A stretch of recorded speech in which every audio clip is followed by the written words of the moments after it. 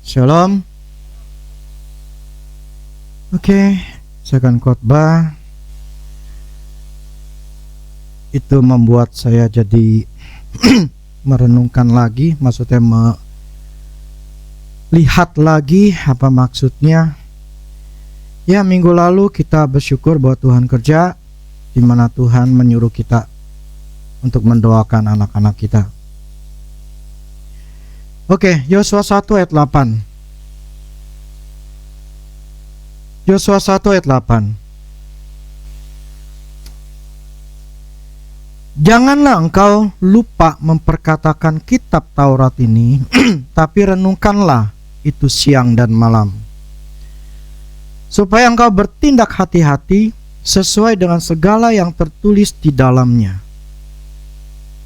Sebab dengan demikian perjalananmu akan berhasil dan engkau akan beruntung. Oke, terjemahan Inggris ya dah.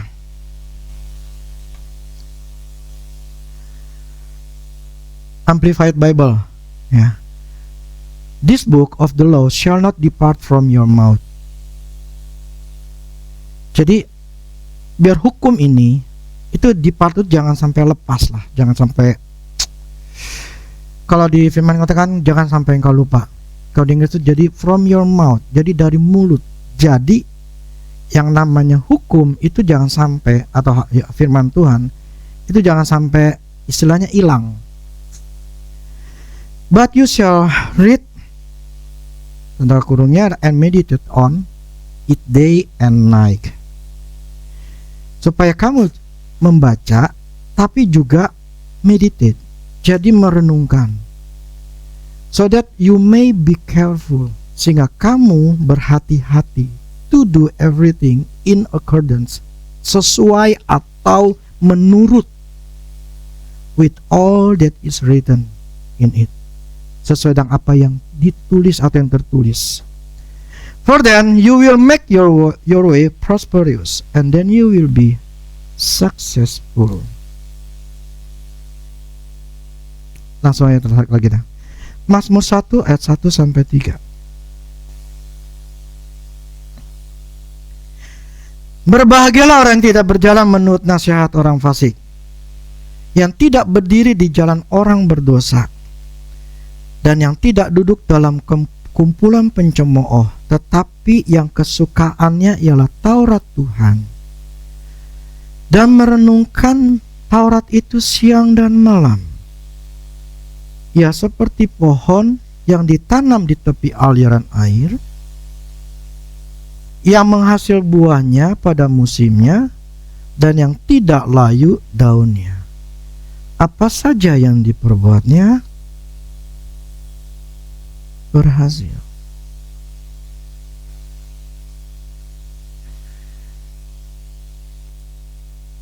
Kenapa ayat ini untuk kita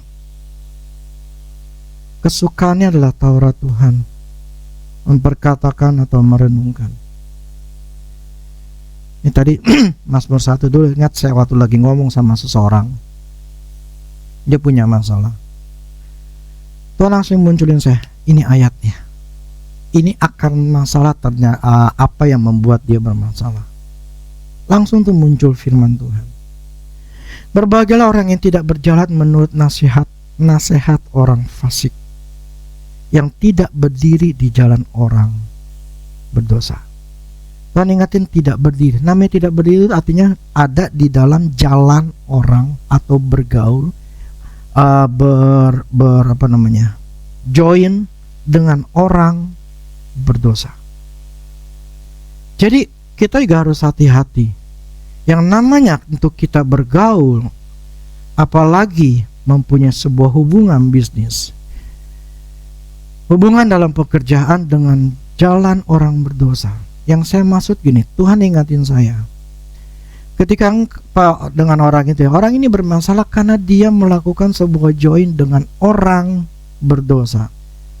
Loh, semua manusia berdosa, ya. Tapi kalau uangnya, ini yang penting, uangnya hasil dari apa? Korupsi, judi, itu adalah orang yang berdosa. Jadi hartanya adalah najis, adalah tidak halal. Nah, jangan bergaul atau jangan bersama-sama dengan orang itu. Ya.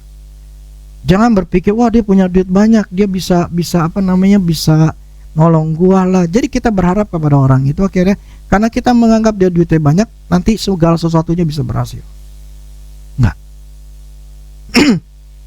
Makanya orang itu ketika dia bergabung dengan orang yang berdosa ini, mulai saat itu bisnisnya semakin menurun, semakin bermasalah. Karena dia sudah melanggar firman ini. Nah, kenapa di sini katakan orang yang merenungkan, yang memperkatakan, yang kesukaannya firman Tuhan itu bisa berhasil dan beruntung. Apa saja yang diperbuatnya berhasil. Apa saja yang diperbuatnya berhasil.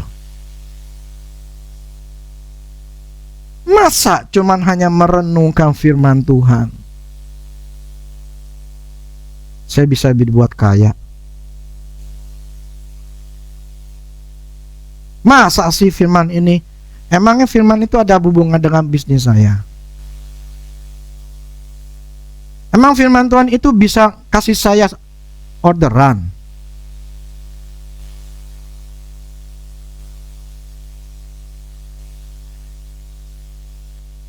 Di sini firman mengatakan bahwa kalau kita mau berhasil, kita beruntung. Ya tadi Inggrisnya prosperous. Dibuat berhasil, dibuat kaya. Kalau kita memperkatakan Taurat itu, kalau kita merenungkan, meditate,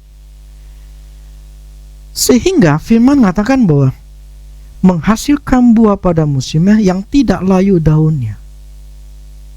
Jadi kalau kita tidak menghasilkan buah, tidak berhasil dalam hidup ini, berarti tidak ada firman atau merenungkan di dalam kesehariannya. Firman ini ngomong loh, bukan yang saya.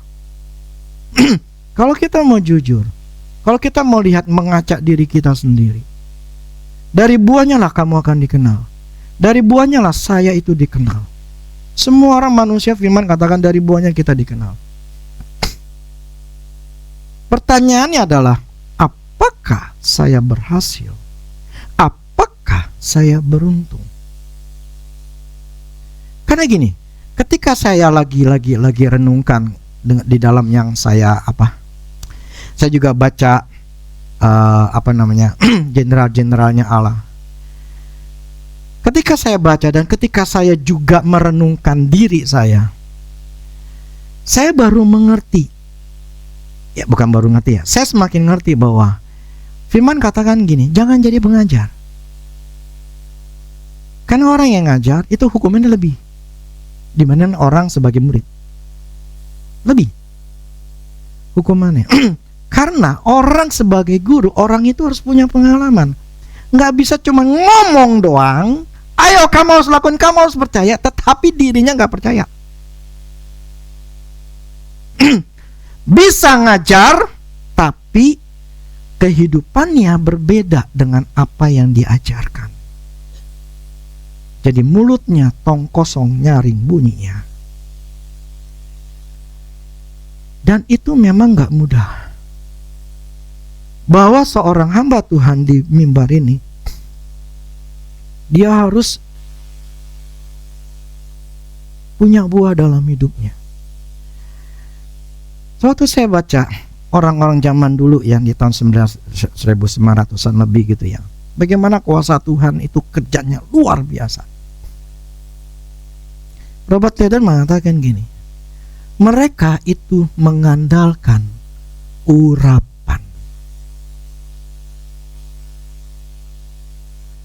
Mereka tidak mengandalkan atau mempunyai dasar firman Tuhan. Jadi ketika mereka meminta urapan, kuasa kesembuhan, kuasa mujizat, Tuhan kasih. Tetapi dia tidak punya yang namanya dasar firman-Nya. Untuk dia hidup sesuai dengan firman, atau dia tahu kebenaran demi kebenaran. Jadi mereka itu mengandalkan yang namanya urapan, kuasanya Tuhan yang ada di tangan mereka. Ketika mereka mendoakan, itu kuasa langsung membuat orang itu bisa sembuh. Tetapi mereka kalah karena gak punya firman Tuhan. Makanya kita butuh yang namanya urapan. Tetapi nomor satu adalah firman.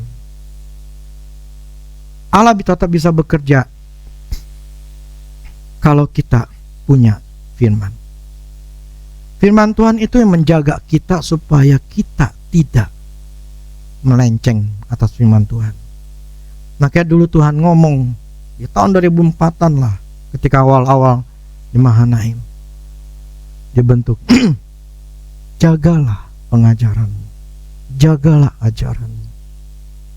Ketika Paulus ngomong sama Timotius, engkau harus berjaga. Kau jaga-jaga, jangan sampai engkau menyesatkan atau melebihkan, atau ya ndak ngerti firman Tuhan jadi asal ngomong. Sebab begini, contohnya ada satu hamba Tuhan, istilahnya mendoakan tuh orang pelepasan, tuh orang kepahitan. Tapi dia itu punya kepahitan sama mertuanya, dan orang tahu dia punya masalah sama mertuanya. Tetapi dia punya pelayanan untuk bisa membuat orang itu pelepasan, ayo dari kepahitan segala macam. Akhirnya apa? Dikritik. Ya, lu ngajarin untuk pelepasan, untuk kepahitan, lu udah lepasin kepahitan belum sama mertua lu? Gak enak lu sebetulnya jadi seorang hamba Tuhan kalau dia itu ndak punya buahnya. Orang bisa ngomong orang bisa ngomong. Berkhotbah tuh gampang. Kamu tinggal ketik aja di chat GPT, saya pengen berkhotbah tentang ini, langsung muncul ayatnya, kata-katanya ditulisin semua. Udah tinggal bisa khotbah. Zaman sekarang tuh gampang. Tetapi pertanyaan adalah, ada power gak? Ada kuasa gak? Ada kehidupan gak? Gak ada, gak bisa. Jadi tong kosong nyari bunyinya, cuma bisa hanya ngomong, tapi gak membawa namanya kehidupan, gak bikin orang itu sadar. Makanya ketika saya merenungkan, banyak merenungkan, seolah Tuhan ngomong, lu mesti jadi pemenang. Lu mau ngajarin ini, lu mesti punya pengalaman. Ketika ngajarin seperti ini, apa yang kau alami, apa yang kau bisa bagikan, itu karena memang kehidupan, lifestyle, gaya hidupmu. Nggak bisa orang ngomong tetapi seperti Ayub. Ketika dia katakan, dari orang lainlah aku tahu Tuhan. Jangan sampai itu terjadi. Nah, kita akan bicara, memperkatakan dan merenungkan. Ini membuat saya sadar, walaupun saya katakan saya sudah melakukan, tetapi ada bagian yang dalam hidup saya belum melakukan. Karena merenungkan itu adalah dari apa yang kita kerjakan, dari apa yang kita alami, dari apa setiap kejadian dalam hidup kita. Ada yang dimana saat itu kita harus, setiap kejadian kita harus renungkan. Nah, disinilah ada bagian dalam diri saya itu yang saya lupa. Tahu, tapi lupa. Akhirnya saya belajar lagi. Saya mencoba merenungkannya lagi. Jadi kita sama-sama belajar bahwa apa sih maksudnya. Karena gini, prinsipnya apa saja yang dibuat berhasil, karena orang itu kesukaannya Taurat Tuhan, dia merenungkannya. Kalau kita nggak punya kesukaan akan firman Tuhan, ya nggak suka dapat belajar firman Tuhan, nggak suka merenungkan, lumrah kalau hidupmu nggak berhasil. Lumrah. Karena orang yang mengerti firman Tuhan, baru Tuhan kerja. Yang dulu saya katakan kan, yang namanya terobosan keuangan itu bukan dimulai dari kamu dapat duit, tapi dimulai ketika kita ngerti tentang uang. Nggak ngerti, nggak dapat uang. Dan untuk bisa ngerti itu butuh yang namanya merenungkan. Mazmur 49 ayat 4. Mazmur 49 ayat 4. Mulutku akan mengucapkan hikmat, dan yang direnungkan hatiku ialah pengertian. Nah, ini kan terjemahan Inggris saya lebih enak. New King James. My mouth shall speak wisdom, and the meditation of my heart shall give understanding. Ini jauh lebih bagus daripada Indo. Jadi gini, mulutku ngomong hikmat, meditation of my heart. Jadi apa yang aku renungkan di hatiku, yang ada di dalam hatiku, shall give pengertiannya, understanding. Jadi gini, yang namanya wisdom itu adalah satu bentuk kata. Misalnya, kalau kalau air panas itu contohnya itu 50 derajat misalnya, atau cukup panas udah. Nah, jangan tanganmu dimasukkan air panas itu. Nah, itu hikmatnya untuk buat anak kecil, ya. Tapi kalau cuma hanya hikmat tapi ndak ngerti, saya diingatin jadi dulu si Kyle waktu saya lagi lagi nyolder sesuatu. Saya udah minggirin solderan itu kan di meja, saya lagi betulin sesuatu, saya pinggirin. Nah, karena si Kyle itu sekitar umur setahunan lebih lah, setahun 2 tahun. Anak kan masa itu kan pengen ngegeratak, pengen megang apa-apa. Nah, waktu itu saya bilang, Kyle jangan pegang ini ya, karena dia mencoba meraih. Saya geser, saya jauhin. Jadi saya ngomong, Kyle jangan pegang. Ya, ini panas. Itu hikmat. Tetapi dia nggak punya pengertiannya. Dia tetap aja ketika saya lagi ngerjain, lagi ngebalik ban atau saya lupa deh. Pokoknya dia itu mencoba meraih itu solderan. Akhirnya dia kena itu dan dia teriak, dia nangis. Dia nggak punya pengertian. Saya cuma hanya kasih hikmatnya, ini bisa panas. Tapi dia nggak punya pengertian kenapa nggak bolehnya. Karena ini bisa, pengertiannya adalah ini bisa membuat tangan kamu itu luka. Dia nggak punya pengertian. Nah, jadi firmannya gini, mulutku akan mengucapkan hikmat. Nah, tapi dari hatiku, dari renungan. Jadi kalau hati nggak punya hasil renungan, mulut kita nggak punya pengertian.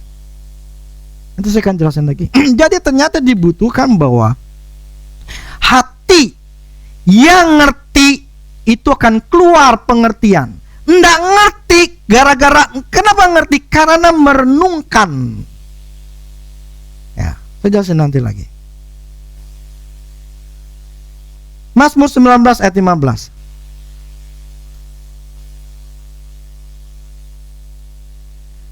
Mudah-mudahan engkau berkenan akan ucapan mulutku dan renungan hatiku.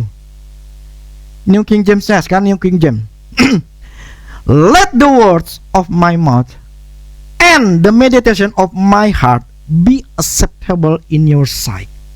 Jadi gini, si Paulus katakan gini, Biar mulutku yang ngomong, aku memperkatakan itu sesuai dengan apa yang ada di dalam hati saya. Maksudnya begini, banyak orang berkata gini, saya percaya.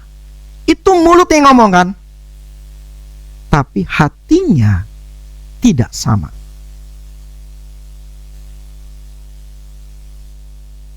Mulut bisa ngomong percaya, tetapi hatinya yang di dalam dirinya itu tidak sama dengan mulutnya.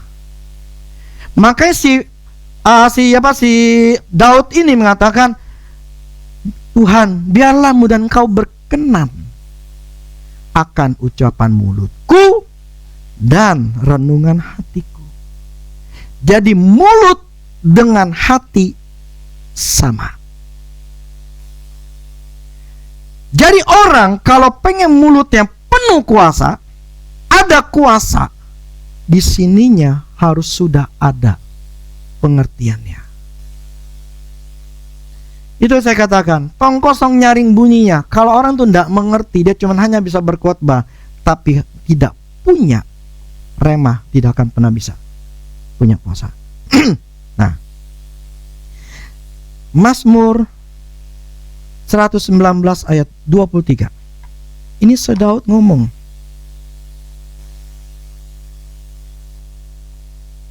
Sekalipun pemuka-pemuka duduk bersepakat melawan aku, hamba-Mu ini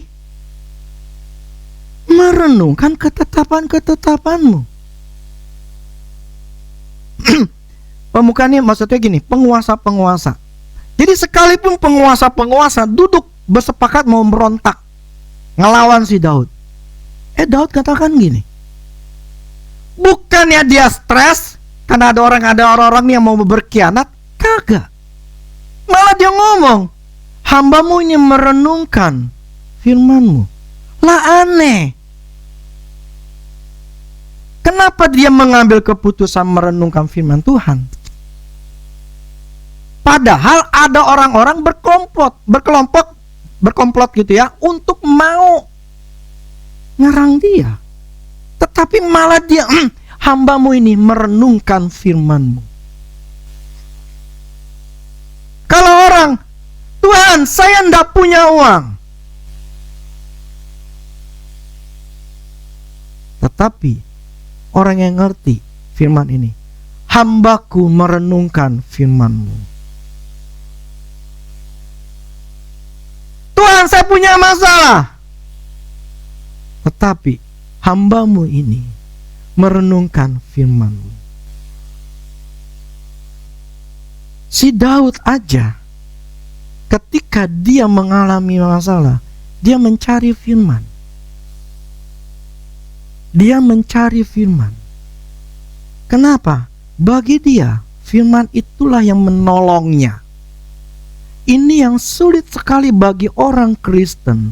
Bagaimana mungkin Alkitab ini bisa menolongnya? Bagaimana Alkitab ini bisa membuat yang namanya bisnisnya itu bisa dapat orderan gede atau selalu dapat orderan? Bagaimana mungkin Alkitab ini, ayat ini bisa menarik yang namanya orderan atau uang atau pekerjaan? Bagaimana mungkin? Ini cuma kata-kata, kalimat doang di Alkitab. How could it be?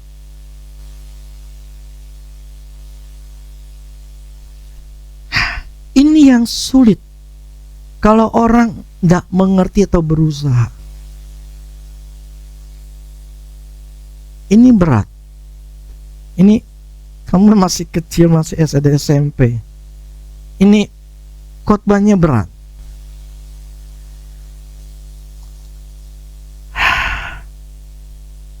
Makanya ini mesti didengarin berkali-kali. Nah, oke, saya masuk arti merenungkan. Tadi saya dari ayat-ayat itu saya ingin mempunyai menggarisbawahi bahwa ternyata dari beberapa ayat ini, kata merenungkan ini adalah sebuah kata yang sangat mempengaruhi seseorang. Ya. Sekarang apa sih maksud daripada arti merenungkan? Arti merenungkan adalah dalam terjemahan dari kata Kamus Bahasa Indonesia yang agak diperjelas ya. Itu adalah proses pemikiran atau mempertimbangkan sesuatu secara mendalam dan berulang-ulang. Ya, jadi proses memikirkan atau mempertimbangkan secara mendalam, benar-benar mendalam dan berulang-ulang. Kegiatan ini seringkali melibatkan penyerapan nilai dari sebuah pengalaman, nasihat atau peristiwa agar bisa dipahami atau diambil hikmatnya. Jadi mesti menyerap. Nah, jadi merenungkan adalah momen atau waktu yang dipakai untuk memikirkan dengan tenang, sungguh-sungguh berkonsentrasi untuk benar-benar bisa memahami tentang suatu hal.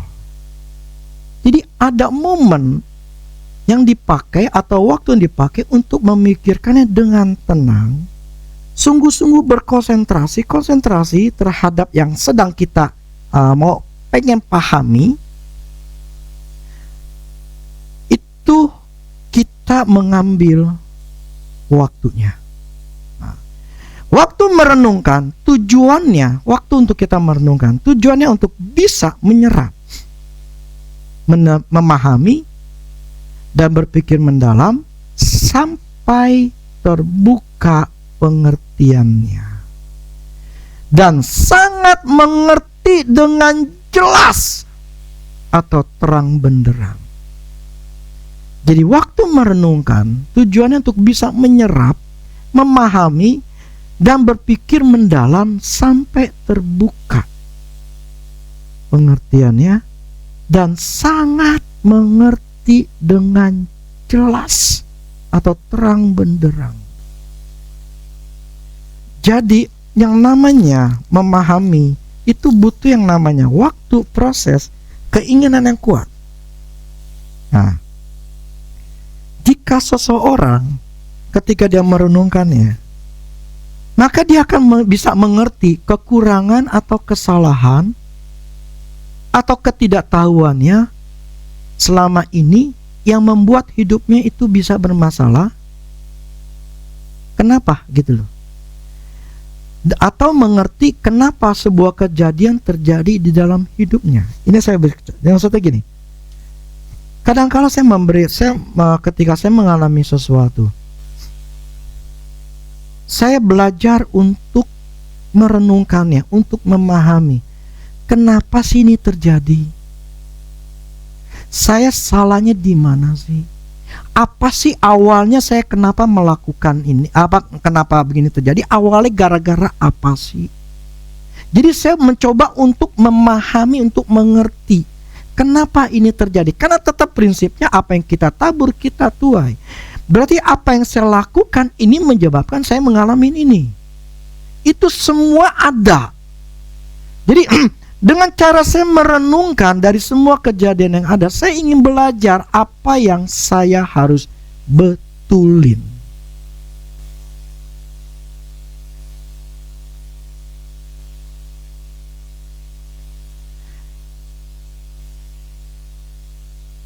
Nah, inilah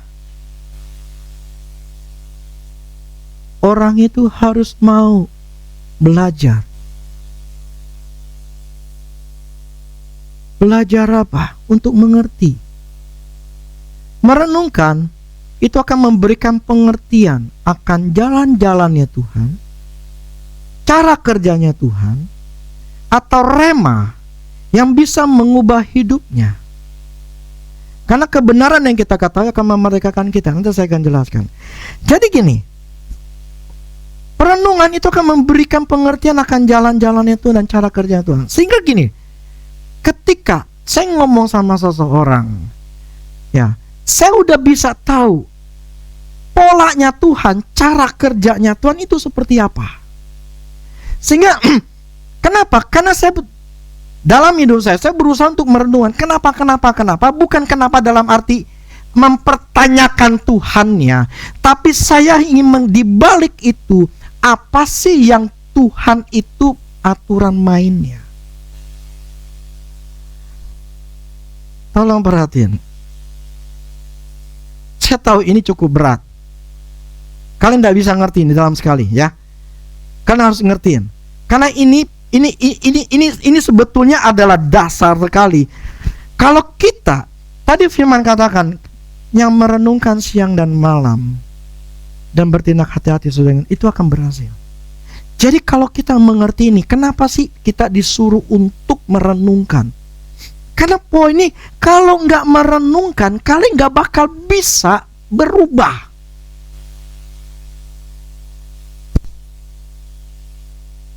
Karena perenungan ini adalah bagian yang harus kita lakukan itu untuk bisa merubah hidup kita.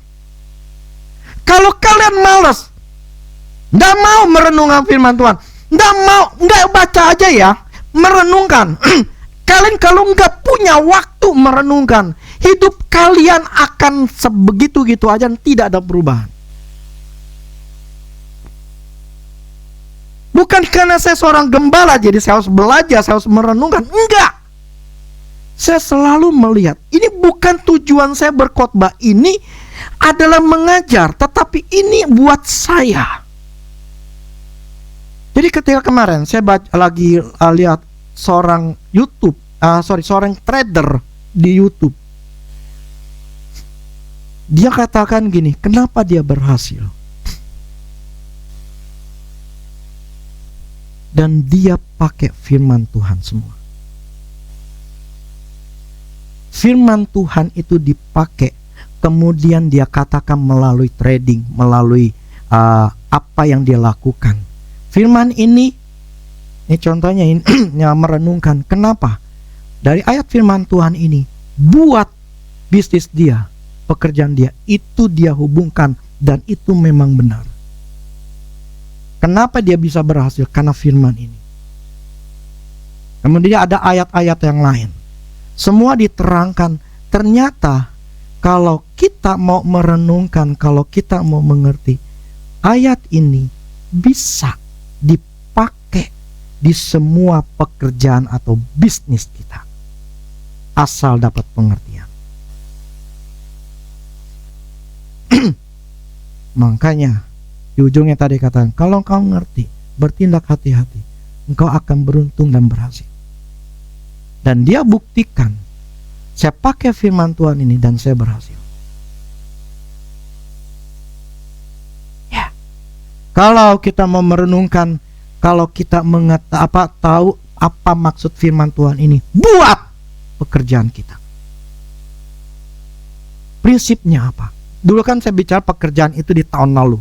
Prinsip pekerjaan di mana Salomo mengajarkan di Amsalnya. Semua pekerjaan ada aturan main atau prinsipnya. Dan prinsip ini semuanya harus kita tahu. Prinsip utamanya harus ada. Makanya kemarin ada orang nanya sama saya ya. Akhirnya saya kasih lemparin, itu kamu baca ya masalah pekerjaan. Karena kalau saya jelaskan terlalu panjang. Lebih baik dia dengerin khotbah saya tentang pekerjaan. Dan kalau dia ngikutin, dia mencoba merenungkan, saya jamin berhasil. Kenapa? Karena firman yang ngomong, bukan yang saya. Karena saya sedang membicarakan firman Tuhan. Jadi yang trader itu orang Singapura. Trader itu bisa berhasil ketika dia menerapkan firman ini. Dan ketika dia ngomongin, dia menyatakan ada satu ayat ini dengan dihubungkannya. Kenapa dia bisa lakukan? Karena dia lakukan ini itu. Sesuai dengan firman Allah. Sehingga saya bilang, wow. Jarang sekali trader itu bisa ngungkapin karena firman. Dan dia mengatakan ini semua dia apa yang dia saat ini keberhasilan itu karena Tuhan. Karena melakukannya. Nah satu dia ngomong, kan firman kata gini kan. Yohanes 8 ayat 32. Yohanes 8 ayat 32. Dan kamu akan mengetahui kebenaran, dan kebenaran itu akan. Ini baru tadi pagi Tuhan kasih lihat mata saya. Kamu lihat, itu semuanya akan. Dan kamu akan. Jadi ada sebuah tindakan untuk mengetahui kebenaran. Setelah kebenaran itu, tahu kebenaran itu akan, bukan telah.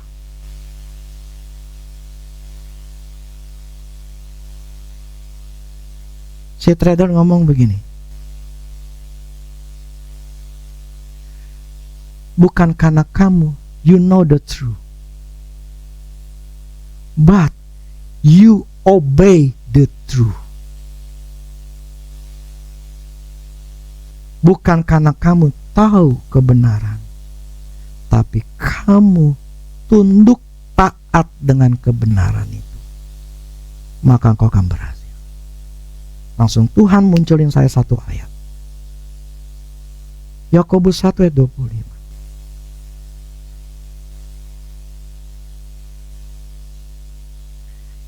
Ya, yuk kita baca sama-sama. 2, 3. Tetapi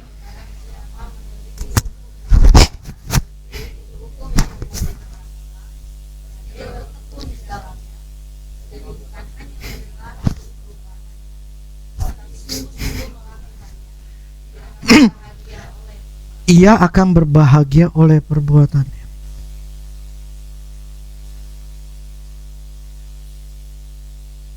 Tetapi barang siapa meneliti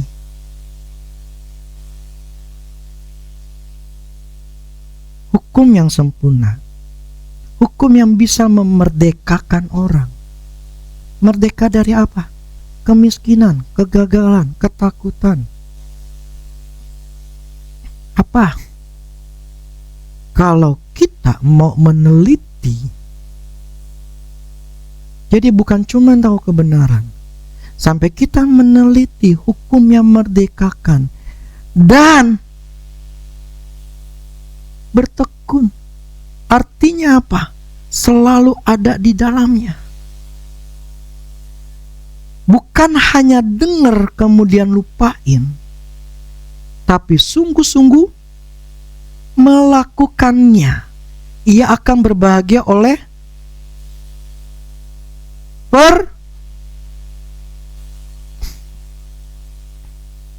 perbuatannya. Percuma kamu belajar kalau kamu, karena yang berbahagia itu kalau engkau melakukannya.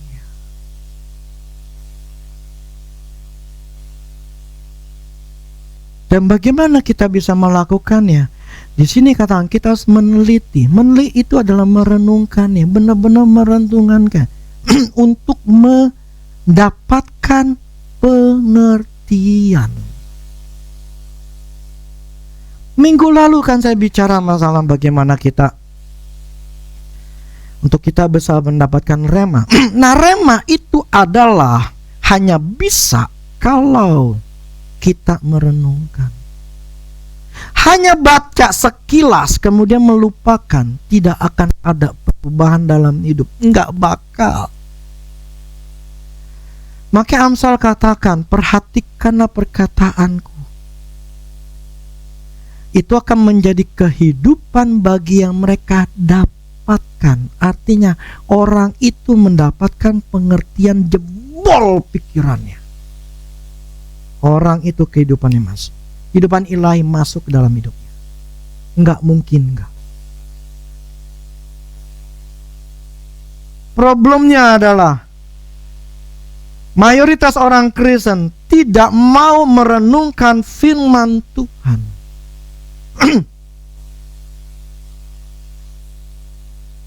Ingat gak yang waktu saya bicara masalah keuangan di dalam bulan Februari apa ya? Saya bicara Januari, Februari, Maret apa ya? Itu hasilnya saya dari merenungkan itu, namanya Kenneth Hagin. Itu puluhan kali saya dengerin, terus dengerin. Saya renungin, dengerin. Ketika udah dengar, saya stop dulu, saya coba renungkan, saya coba inilah secara ilmuwan ya, untuk otak ya. Itu ketika kita sedang merenungkan, itu namanya neuroplasticity. Jadi si otak kita itu sedang membentuk jaringan baru. Karena nih ada sesuatu yang baru tentang keuangan, ada sesuatu yang baru yang sedang lagi dibentuk. Jadi sel-sel kita ini lagi ngebentuk, lagi jalan. Ini belum terbentuk loh ya, lagi membentuk. Itu lagi membentuk karena pola pikirnya bermasalah, pola pikirnya salah, nggak sesuai dengan firman Tuhan. Makanya itu butuh namanya perenungan untuk kita ini, otak kita, sel-sel saraf kita itu untuk membentuk jaringan baru untuk otak kita mempunyai sebuah pola pikir yang sesuai dengan firman Tuhan. Tujuan perenungan adalah supaya pola pikir kita yang salah diubahkan untuk benar. Nah, untuk yang baru itu butuh, makanya Paulus katakan pembaharuan budi. Karena ada sesuatu yang baru, itu harus dibentuk dulu. Jadi perenungan itu enggak sekali, enggak 2 kali, enggak 3 kali. Karena itu yang namanya perenungan, sampai itu sel-sel saraf kita membentuk, akhirnya menyatu. Dan ketika menyatu, oh iya gua ngerti, itu jebol. Dan itu tidak bisa dilakukan sesekali.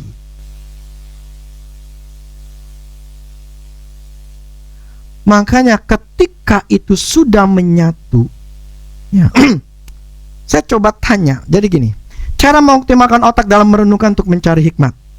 Aduh sakit lah. Kenapa? Apa yang terjadi di otak kita waktu kita mencoba merenungkan untuk hal-hal yang benar firman Tuhan ya? Caranya yang pertama adalah gunakan pertanyaan apa, bukan mengapa. Jangan tanya mengapa ini terjadi padaku, kenapa ini terjadi dalam hidupku. Karena itu yang akan membuat otak kita jadi panik. Namanya amigdala itu, amigdala. Seharusnya bertanya adalah apa yang bisa saya pelajari dalam situasi ini? Apa yang saya bisa pelajari? Atau apa langkah yang harus saya ambil sekarang? Bukan selalu bertanya, Tuhan kenapa saya harus ngalamin begini? Karena banyak orang tuh selalu bertanya, Tuhan kenapa nasib saya begini? Kenapa? Jadi kenapa? Bukan memikirkan solusinya. Dan belajar apa yang saya harus ambil pelajaran dari apa yang saya alami. Yang tadi saya katakan, ketika saya ada masalah terjadi, saya harus belajar masalah ini terjadi, apa yang saya harus pelajarin. Saya harus mengerti kenapa, tujuannya supaya saya itu tidak mengalaminya lagi. Cukup sekali saya ada salah, atau paling banyak 2 kali, supaya saya cari hikmatnya, kenapanya ya, apa yang saya bisa pelajari untuk nantinya tuh supaya saya nggak ngalamin yang sama.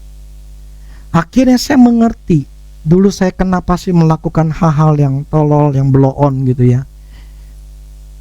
Karena hasil dari saya merenungkan, sampai Tuhan katakan ini loh akar masalahnya.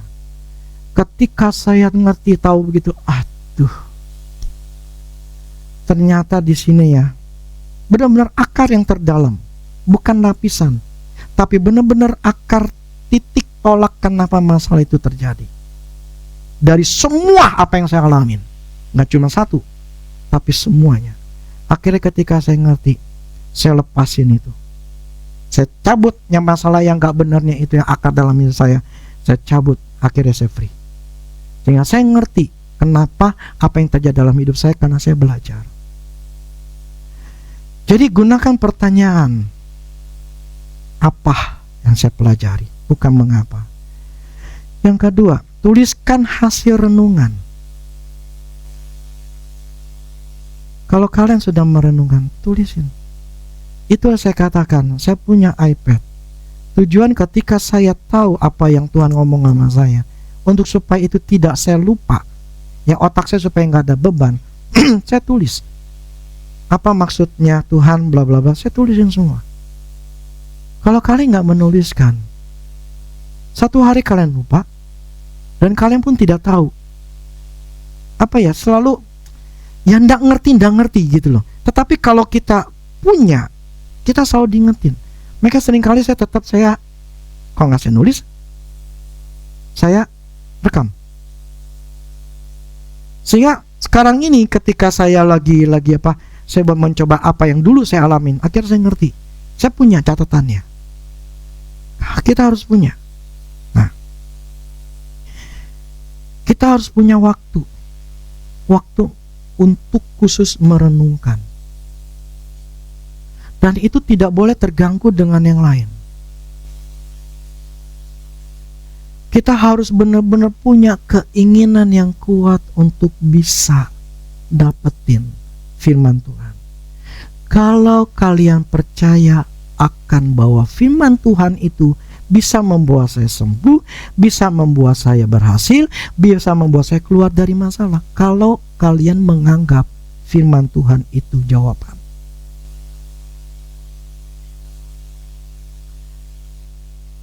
Karena tidak semua orang Kristen mempercayai bahwa firman itu adalah jawaban. Tidak semua.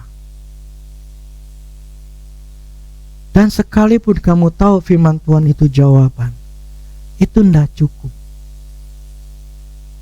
Orang itu harus meneliti. Orang itu harus bertekun. Enggak cuma dalam seminggu, enggak cuma hanya 2 minggu, enggak sebulan. Itu orang terus benar-benar bertekun. Artinya pegang firman Tuhan itu, ngikutin apa yang firman Tuhan itu ngomongin, ikutin sampai ini selesai. Maka berbahagialah orang yang melakukannya. Bukan cuma hanya mendengar kemudian lupain, seperti banyak orang Kristen di hari Minggu. Mereka datang ke gereja hanya ingin melihat suara musik yang luar biasa enaknya. Dan karena saya orang Kristen hari Minggu saya harus ke gereja, tapi setelah pulang lupa semuanya. Dan hari biasa tidak ada waktu untuk merenungkan. Cuma hanya baca firman Tuhan, tapi nggak merenungkan. Beda, perenungan tuh beda. Kalau baca, sifatnya adalah membaca. Ya udah, baca aja udah. Tetapi namanya merenungkan, itu meneliti, membuat firman Tuhan ini supaya masuk ke dalam dirinya, ke hatinya, sehingga bisa katakan, mulutku mengatakan sesuai dengan apa yang ada dalam hatiku. Maka mulut itu akan berkuasa. Jadi dibutuhkan waktu, keinginan yang kuat untuk kita bisa dapetin janjinya Tuhan. Contohnya kesembuhan. Itu tidak mungkin cuma hanya mengatakan oleh bilu-bilunya aku telah sembuh. Yes, oleh bilu-bilunya aku telah sembuh. Tuhan, oleh bilu-bilumu aku telah sembuh. Kok masih sakit ya Tuhan? Pada firman-Mu mengatakan, bilu-bilu saya sembuh loh. Kok saya masih sakit Tuhan? Ini gimana Tuhan? Terus kita mengatakan, Allahku, Tuhan adalah gembalaku yang baik, Dia akan takkan kekurangan aku. Yes, Allahku, Bapakku adalah gembala yang baik, takkan kekurangan. Tetapi kok Tuhan hari ini saya kurang ya? Tuhan, pas besokannya seminggu, Tuhan kok saya kurang ya? Kok saya masih kurang ya Tuhan? Ini gimana Tuhan? Firman-Mu mengatakan Kau adalah gembala yang baik, takkan kekurangan aku. Tapi kenapa saya kurang Tuhan? Nah, inilah orang Kristen menganggap cuma hanya membaca, memperkatakannya. Maka si Yosua katakan itu, memperkatakan dan merenungkannya. Bukan cuma asal ngomong. Anak kecilnya bisa ngomong, Tapi untuk menjadi sebuah kehidupan butuh waktu untuk merenungkan. Untuk otak-otak saraf kita dirubah. Nggak mudah. Memang nggak mudah. Terus kemarin, kan saya ngomong tuh dia satu.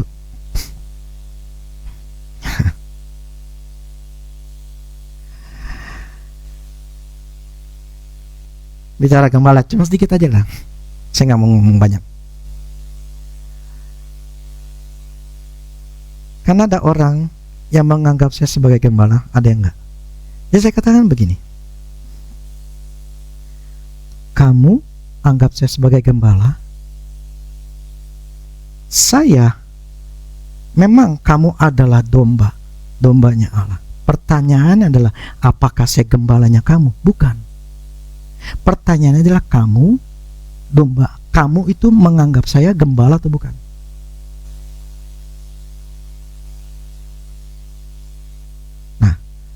Tuhan ngomong gini, Tuhan adalah gembalaku.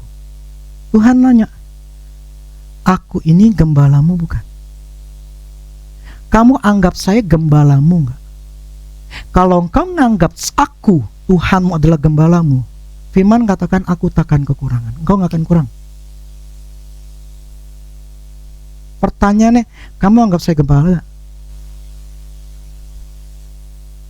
Tuhan ngomong seperti itu. Kamu anggap saya gembala enggak? Kalau kamu anggap saya gembala, kamu enggak akan kurang. Logis ya?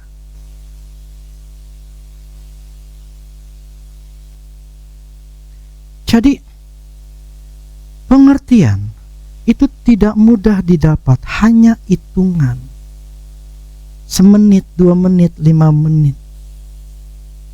Atau hitungan cuman sambil lalu, tidak bisa. Kalau kamu menganggap bahwa firman adalah jawaban dalam hidupmu, tadi seperti Yosua 1 ayat 8 itu, bahwa engkau mencoba untuk memperkatakan, merenungkannya siang dan malam. Bukan setiap ketika kerja kita langsung otaknya merenungkan, jadi baca Alkitab atau ngomongin firman Tuhan. Tidak, otak kamu, hati kamu tetap tertuju kepada Tuhan, bukan tertuju kepada masalah, bukan tertuju pada kekhawatiran, ketakutan. Itu merenungkan siang dan malam artinya cuma otak kamu ketika apapun yang kamu hadapi, cuma firman yang muncul, bukan ketakutan yang dimunculin, yang diomongin, tetapi firman yang diomongin. Makanya orang mau berhasil kalau orang itu berlandaskan pada firman Tuhan, bukan berlandaskan apa kata dunia. Kalau memang kamu berhasil, berikan saya buahnya. Buktikan dengan buahnya. Firman katakan tadi, apa saja yang dikerjakan yang berhasil, kamu kerjain, bermasalah enggak?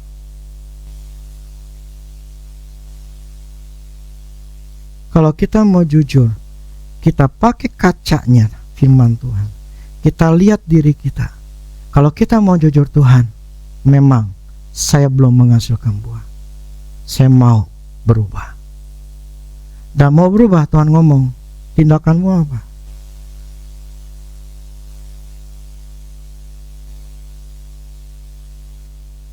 Jadi yang paling sulit kita manusia adalah bagaimana hati kita, fokus kita, pikiran kita ke Tuhan.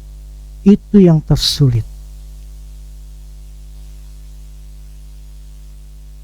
Karena kita ini punya perasaan, kita ini punya mata, kita ini punya telinga. Karena kita melihat yang terjadi. Bagaimana kita melihat bahwa saya kurang, saya nggak ada orderan, saya punya masalah di kesehatan saya punya masalah ini, gimana caranya? Kita fokus ke situ, kita nggak merenungkan firman Tuhan. Itu yang bagian tersulit bagi kita manusia. Dan itu butuh namanya effort, usaha yang sangat keras untuk mau mengerti. Gini loh,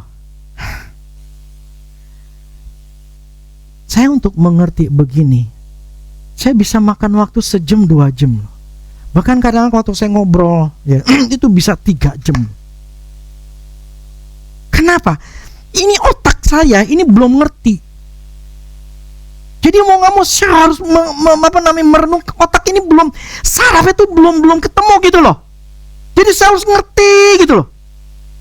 Kalau kamu udah ke waktu sekolah atau kita lagi menghafal, yang sekarang sih banyak yang blow on, 5 kali 6 aja nggak tahu, 7 kali 4 aja nggak tahu gitu loh. Waktu masih kecil kan kita harus mencoba 5 kali 6, 5 kali 6 30, 5 kali 6 30, 30, 4 kali 5. Kita berusaha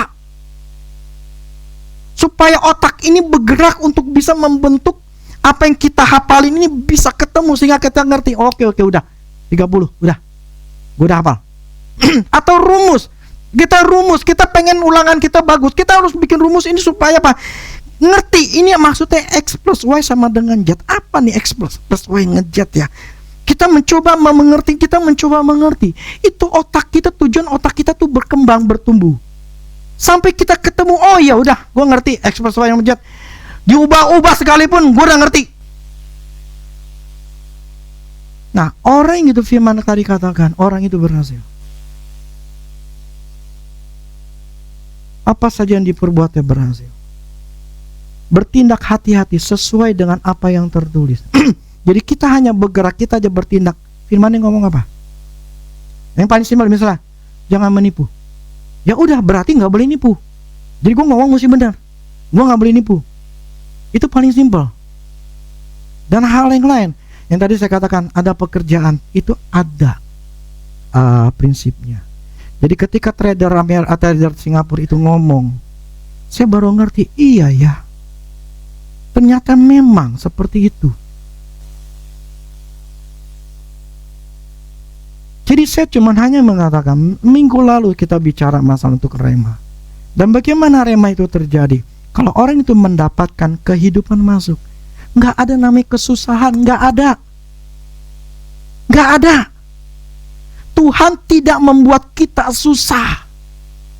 Tuhan tidak, makanya kemarin saya dengar lagi tuh si Jason ngomong seizinnya Tuhan.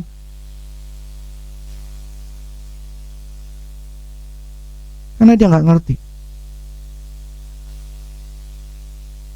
Jadi Allah tidak pernah merancangkan kita kecelakaan. Tidak pernah. Merancangkan kamu dibikin susah dulu, dibikin bangkrut dulu, ya, terus supaya nanti baru diangkat. Kagak. Tuhan merancangkan kita itu sehat, diberkati, tenang, damai, keluarga damai, gak ada masalah, anak-anak tunduk, anak-anak mengasihi. Itu yang Tuhan rancangkan, bukan yang susah. Makanya saya katakan, jangan mau hidup susah, jangan mau,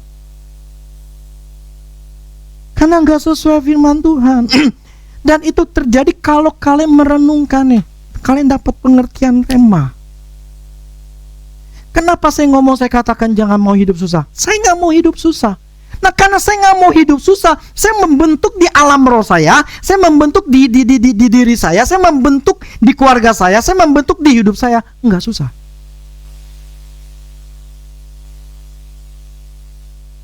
Ya akhirnya saya nggak susah. Kenapa? Saya merenungkan nanti yang saya katakan, Tuhan adalah gembalaku, takkan kekurangan aku. Karena saya menyatakan Tuhan itu gembalanya saya. Saya mengakui Dia adalah gembalanya saya. Ya, pertanyaan, kamu ngakuin gak Tuhan jadi gembalanya? Kalau kamu ngakuin Tuhan gembala, gak mungkin kurang. Gak mungkin. Karena firman yang ngomong. Jadi kalau ada masalah, berarti Tuhan jadi bukan gembalamu. Bukan jadi gembalamu. Engkau menggembalakan diri sendiri. Mau kemana kek, mau apa, ya terserah.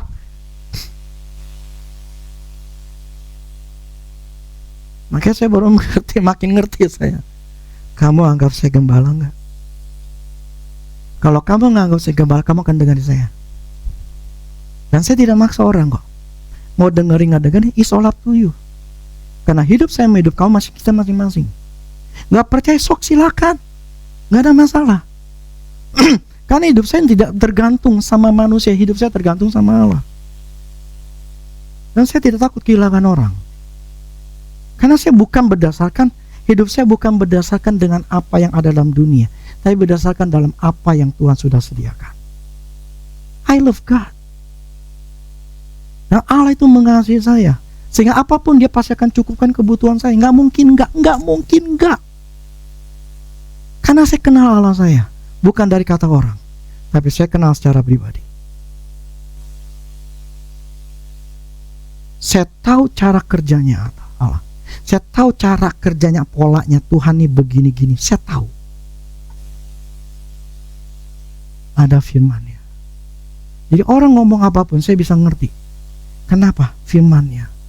Firman-Nya ngomong begini-gini. Jadi ketika saya ngomong, kadang langsung muncul ayatnya. Muncul ayatnya. Bukan kayak saya so jago, tapi memang Tuhan yang kasih tahu ini ayatnya. Artinya apa? Setiap apa yang saya katakan, semua ada dasar-dasar firman-Nya. Bukan asal ngomong aja.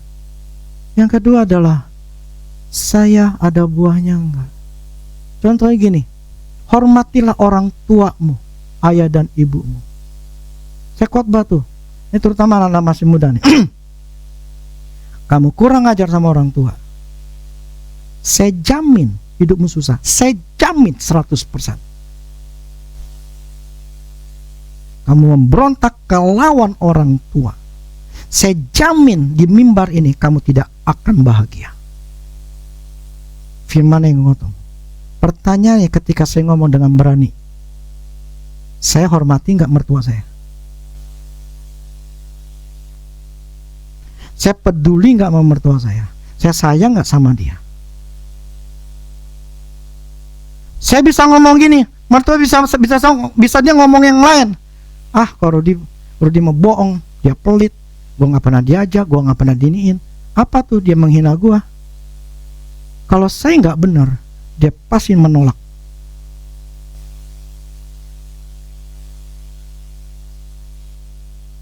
Karena orang bisa berkhotbah cuma mulutnya doang, tapi fakta di lapangan nol besar.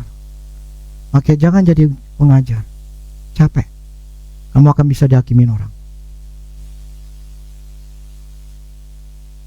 Jangan jadi pendeta kalau bukan panggilan. Karena banyak orang tuh bukan karena panggilan, tapi karena disuruh orang tuanya, karena dia nakal, atau karena yang paling mudah, ya, sekolah yang paling mudah itu adalah STT, sekolah teologi. Lu mau dulu jelek kek, mau badung kek, gak ada nilai kek, bener-bener pokoknya lu masuk STT, pokoknya diterima aja. Padahal panggilan bukan itu. Tapi saya dipanggil sama Tuhan, kan saya tahu Tuhan panggil saya. Nggak pernah tuh masih kecil misalnya, cita-cita jadi apa? Jadi pendeta. Boro-boro. Apa itu pendeta? Waktu SMA saya masuk Badung gitu loh. Mana hubungan mau menjadi pendeta? Nggak ada. Tapi ketika Tuhan ngomong sama saya, itu pun saya harus bertanya. Saya nggak melawan, nggak berontak sama Tuhan. Saya menolak. Rudi, kamu bangun gereja. Saya cuma nanya, Tuhan, membangun gereja itu nggak mudah loh Tuhan. Kalau saya punya perusahaan bangkrut saya tutup, gereja kan enggak. Kan gereja kan mesti, ya karena dipanggil kan memang harus. Maksudnya nggak bisa lah buka tutup lah. Saya pengen firman-Mu Tuhan. Saya pengen dikuatin dulu. Saya butuh firman-Mu. Saya butuh firman. Saya nggak menolak, tapi saya minta firman. Saya tidak bertanya sama pendeta siapapun. Saya bertanya sama orang tua saya pun, atau bahkan nanya ke istri saya nggak nanya. Saya cuma lari ke Tuhan. Tuhan berikan saya firman. Maka patokan saya berkhotbah, patokan dalam hidup saya firman. Dan Tuhan kasih saya firman-Nya. Dan ketika Tuhan kasih saya firman-Nya, untuk saya dipanggil, satu lagi Tuhan, bukan saya menolak firman-Mu. Taruh dalam hati saya kebulatan hati, keyakinan bahwa memang saya dipanggil oleh Engkau. Berikan damai sejahtera-Mu, berikan penguatan dalam diri saya untuk saya yakin damai sejahtera semakin kuat, dan saya yakin ini memang Tuhan. Saya minta itu. Gak salah. Saya bukan minta tanda loh. Saya gak minta tanda. Tanda setan bisa kasih. Jadi jangan pernah minta tanda. Setan bisa ngasih tanda sama kamu, tapi firman gak pernah salah, dan hati gak pernah salah. Damai sejahtera. Dan akhir Tuhan kasih saya dalam waktu 1 bulan, nggak 1 bulan, berapa hari, berapa minggu. Akhirnya begitu kuat di dalam diri saya. Oke Tuhan, saya mau. Jadi itu hasil renungan. Kalau hidup kalian nggak punya waktu untuk perenungan,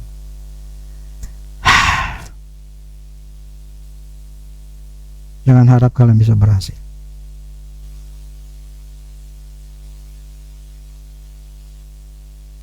Jadi biarlah kalian itu seperti Daud, kesukaannya adalah firman Tuhan. Amin. Kesukaannya adalah firman Tuhan. Itu urusan kerjaan, urusan bisnis, urusan masalah, itu Tuhan bisa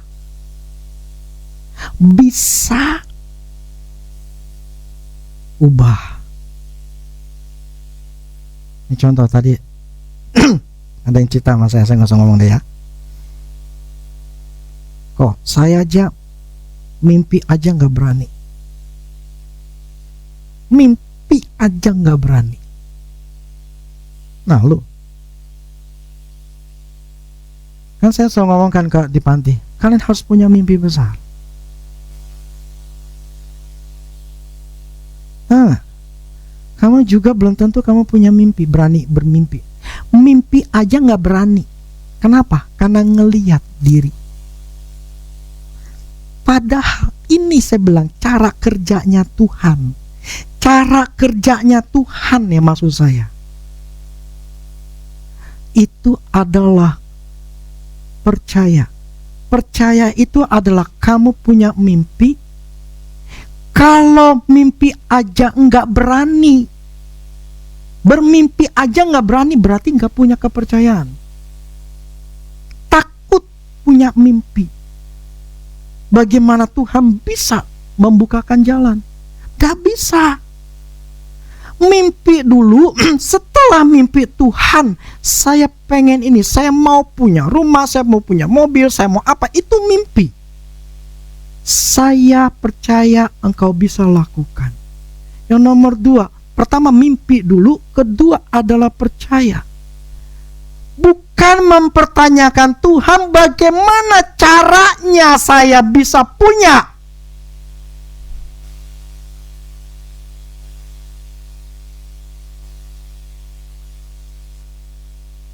Karena itu bukan urusanmu. Kenapa? Karena engkau manusia. Kita ini manusia. Enggak lebih pintar dari Tuhan.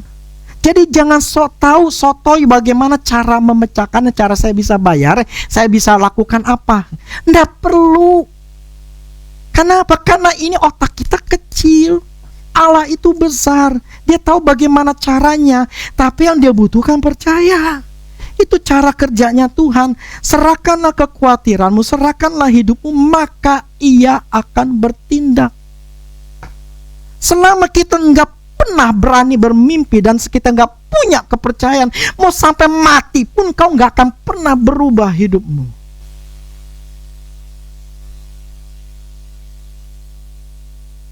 Kita yang menentukannya. Tuhan menyediakan. Kita yang menentukan penyediaan Tuhan turun atau enggak, itu yang kita nentuin, bukannya Tuhan. Tuhan sudah sediain semuanya. Cuma pertanyaannya, apa yang aku sediakan, kau percaya atau enggak? Enggak percaya, enggak dapat. Enggak dapat.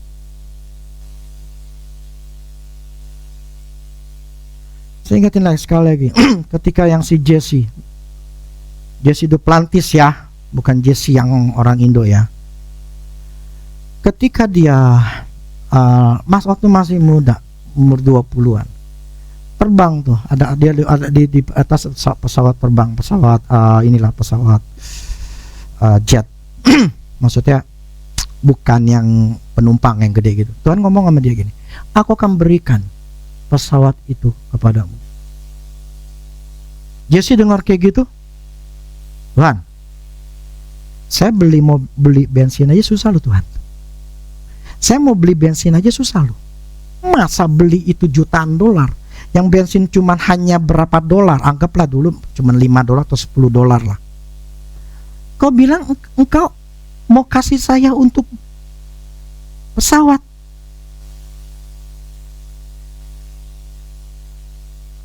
Terus Tuhan ngomong apa?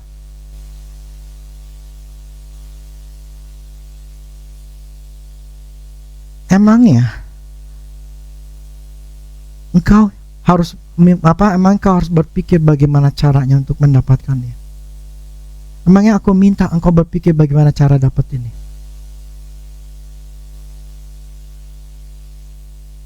Yang aku minta cuma satu, percaya. And you don't know how to pay for it, I can do it. Jangan berpikir how to pay for it, how to pay, how to buy that plane. It's much money. How? No, you don't need to. Kamu gak perlu pikirin itu. Yang aku butuhkan, aku minta percaya. Pertanyaan adalah, kita percaya gak?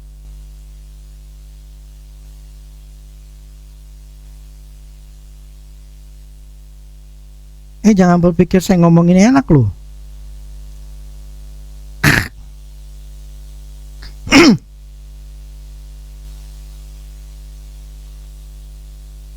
Dan Tuhan memberikan kepada dia sekitar 16-17 tahun setelah Tuhan ngomong itu. Dan ketika dia dapat, langsung imannya naik tinggi, sehingga dia mengatakan nothing is impossible, karena saya pernah ngalamin. Tuhan cari orang yang percaya, bukan orang yang bertanya terus menerus.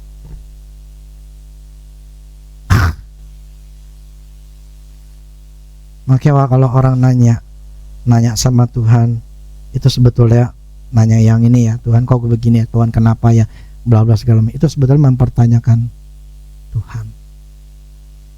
Padahal Tuhan tuh minta lu cuma percaya aja. Tapi itu sangat sulit loh. Sangat sulit. Emang gampang percaya, Tuhan aku percaya. Aduh, susah.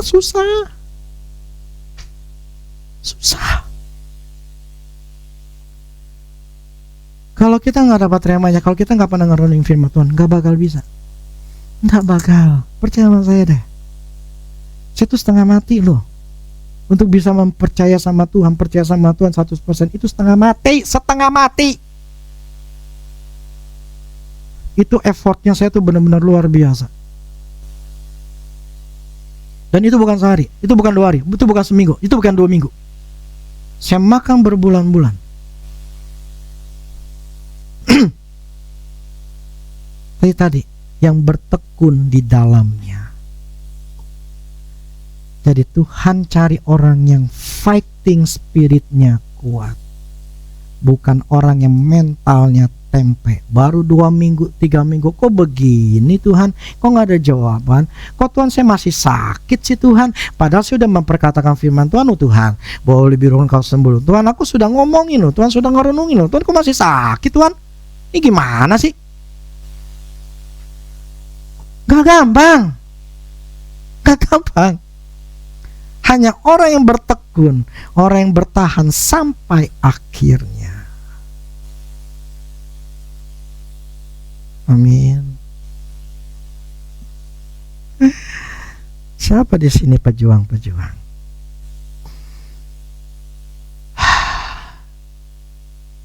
Saya tidak tahu siapa di sini lagi yang akan bisa menghasilkan buah.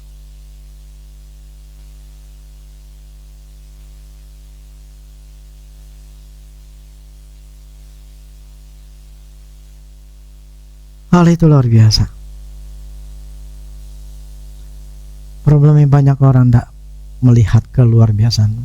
Nah, kemarin saya baca lagi satu ayat ketika Tuhan ngomong Lazarus ya, masalah Lazarus ini. Si Marta kan ngomong, Tuhan ini 4 hari ini bau. Tuhan ngomong gini, kalau engkau percaya, engkau akan melihat kemuliaan Allah. Jadi orang gak bisa melihat kemuliaan Tuhan, kebesarannya Tuhan. Karena apa? Karena gak percaya. Jadi orang bisa melihat bagaimana kehebatan Tuhan kalau kita percaya. Jadi pengalaman hidup sama Tuhan membuat kita ngomong, benar, firman Tuhan benar. Saya berani berteriak, saya berani menyatakan karena saya punya pengalaman bagaimana Tuhan itu bekerja. Saya hanya berharap kita semua adalah orang-orang yang mau belajar, yang mau merubah hidupnya, merubah dirinya. Tidak ada yang mustahil bagi orang percaya. Kalau orang itu punya rema, kalau orang itu punya waktu mau merenungkan, kalau orang itu punya tekad, kalau orang itu punya niat, baru bisa. Problemnya hanya sedikit sekali yang bisa berhasil. Kalian bisa naik sini dapat yes. Datanya besok, datanya minggu depan. Saya bukannya pesimis, karena dari apa yang saya lihat seperti itu. Sangat jarang sekali orang yang punya daya juang yang tinggi itu. Jarang. Siapa yang bisa saya temukan di tempat ini lagi? Firman Tuhan tetap ya dan amin. Kalau kita nggak ngalamin, berarti bukan tinggal 2 aja, engkau salahin Tuhan atau engkau menyatakan dirimu salah. Tinggal itu aja. Kau nyatakan Tuhan yang salah atas firman-Nya, atau kamu menyatakan dirimu yang salah. Kamu ngaca, mana yang salah? Kalau kamu menyatakan Tuhan yang salah, ya sudah, it's okay. Tapi kalau kamu menyatakan dirimu salah, harus berubah. Dan berubah itu sangat susah. Makanya orang berubah itu sangat sedikit. Seperti kemarin saya katakan, kita ini mayoritas itu berasal dari keturunan yang tidak bagus. Akhirnya kita nggak bagus. Kalau keturunannya bagus, anak-anaknya pasti bagus, kita bagus. Tapi apakah bisa dirubah? Bisa. Tapi pertanyaannya, punya niat nggak berubah?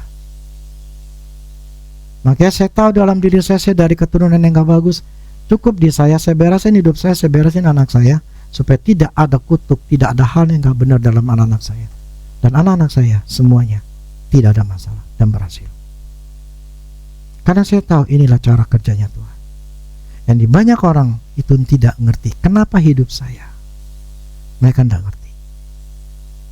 Tapi saya belajar, Tuhan kasih pengertian. Inilah yang menjadi penyebab hidup manusia. Kenapa mereka susah? Saya tahu jawabannya.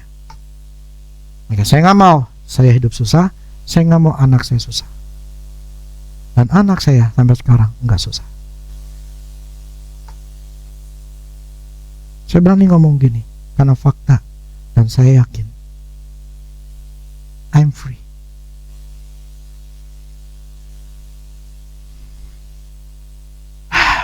Itulah kalau cara saya berkhotbah. Like or not, I don't care. Karena hidup saya bukan tergantung manusia. Saya tidak menjadi seorang penjilat. Lu suka nggak suka, sok silakan, nggak suka silakan. Itu ada pintu.